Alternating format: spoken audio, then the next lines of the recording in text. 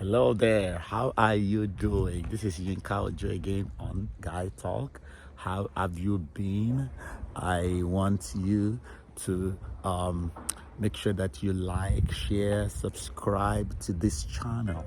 I also want you to hit the notification bell to make sure that everything, whenever I come up with a new video, every time I come up with a new video, that it is you are notified of it. Welcome to Guy Talk.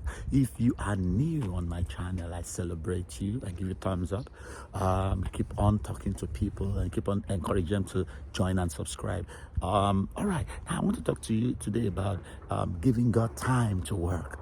Giving God time to work. It's interesting. Many people think that if God is going to do something for me, He's going to do it immediately overnight. He's going to do it right away. But that is not always what happens. In fact, most of the time, that is not the way God operates. Most of the time, there is a time between when you start trusting God and the time when it happens. God is a God of seed time and harvest. And there's some things you got to understand. Even when it comes to Joseph's life, when God gave him a word when he was really young, he thought it would happen immediately, but it did not. When he was taken into slavery at 17, it was until 30 before he ended up becoming getting on the throne. So during that period, the word of God had to have time to keep on working in his life. That's why Hebrews 6:12 says that we must be followers of those who through faith and patience inherit the promises of God.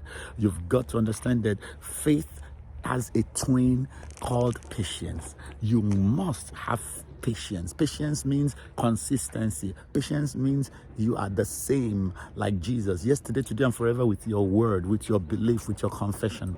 Patience means, I call it stick-to-itiveness, sticking to it. Sticking to the word, sticking to the plan of God, sticking to the agenda, sticking to your confession, sticking to what you're trusting God to achieve in your life. That is what patience is. And you got to have that consistent patience. Why should you be patient? Because when you begin to trust God for certain aspects of your life, certain issues of your life, the devil is not going to play dead or lie low. He is going to begin to raise all kind of dust and all hell. But you see, all he's doing is he wants you to cancel your order from God.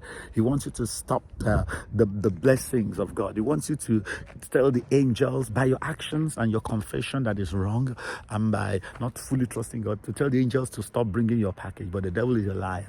You got to understand the tricks and the devices of the devil. So there are certain reasons why you must stand. It takes time. It may take a few minutes, it may take a few hours, it may take a few days, it may take a few weeks. Some things it might even take a few years if they're big issues. All right, but you keep standing. Like Joseph's situation, it took him a few years, but it ultimately came to pass because it was a big issue. Millions of lives were going to be preserved from death because of his own life. So that's the reason why such a thing took so much time. But so the bigger the issue is, the greater the issue is.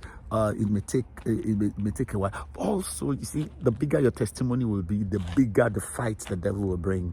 Now, there are reasons why certain things take a little while and why you must operate and be patient. Number one, if for you to have your mind in the right position so that when the thing happens, you will be able to have an enduring testimony. So in the process, God may be waiting for you to keep on growing maturely, renewing your mind. That's one reason why some things take time. Another reason is because human beings may be involved.